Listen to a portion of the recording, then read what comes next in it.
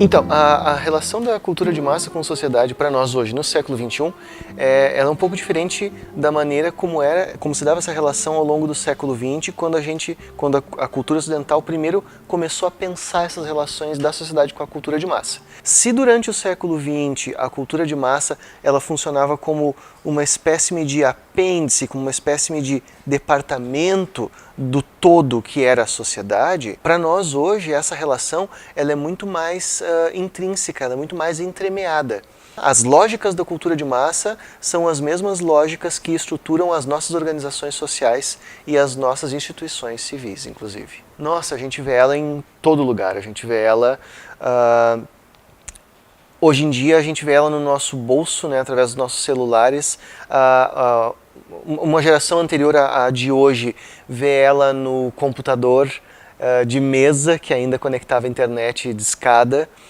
Uma geração anterior a essa vê a cultura de massa na televisão, né, uma geração criada pela televisão, que tem toda a sua noção de realidade organizada por aquilo que a televisão passava para aquelas pessoas, às vezes com a diferença, de alguma forma, da passividade, né, do telespectador para uma atividade, uma possibilidade de atividade ou de proatividade desse sujeito que se insere nas mídias sociais através da internet e que ao mesmo tempo é produtor e consumidor de conteúdo. Uma geração anterior a essa vê a cultura de massa através do rádio, né, que invade as casas aí na década de 20 e 30, transformando completamente a relação que as pessoas têm, inclusive, com o Estado ou com a sociedade, né? Vários autores dizem que o nazismo só teve sucesso, por exemplo, porque o discurso do chanceler estava presente em cada lar dos alemães naquele período,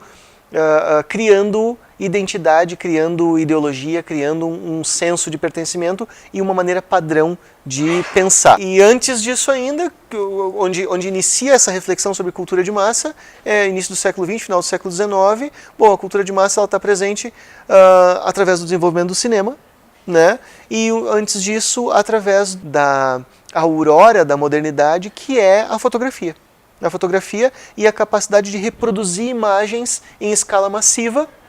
E a gente já pode recuar, então, 500 anos de hoje e pensar na prensa do Gutenberg, que é o início do processo de massificação da cultura, porque, enfim, de repente, de um dia para o outro, todo mundo tem acesso ao texto escrito que antes era específico de uma elite social muito reservada. É mais ou menos o que acontece com a internet hoje. Quanto mais pessoas tiverem acesso à última tecnologia em termos de comunicação, mais globalizada vai ser essa cultura e mais de massa essa comunicação vai se transformar, vai ser. O sonho, o devaneio totalitário de quase todo governo é poder controlar a mídia, né? Porque controlando a mídia ele controla a noção de realidade, a noção do que está e do que não está acontecendo na sociedade que ele está administrando.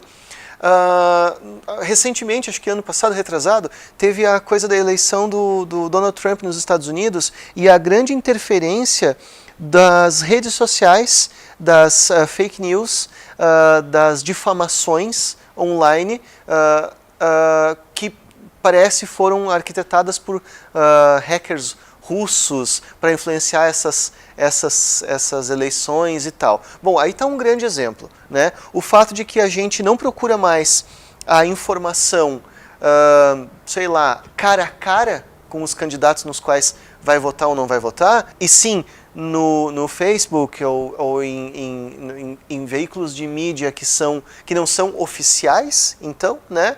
Isso é uma grande intervenção da cultura de massa na administração política, né? Daqui a pouco tu consegue difamar completamente uma pessoa simplesmente por rumores e boatos da internet, né? Não existe uma relação da verdade como algo comprovável com o que é veiculado massivamente, né?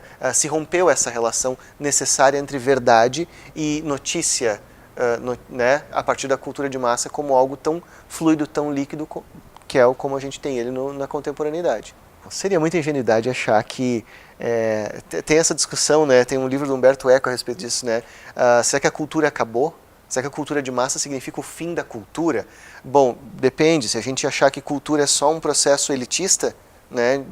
de privilégio social e cultural, ou de bom gosto, que é uma expressão boba, talvez a pessoa possa dizer que sim, mas me parece que não.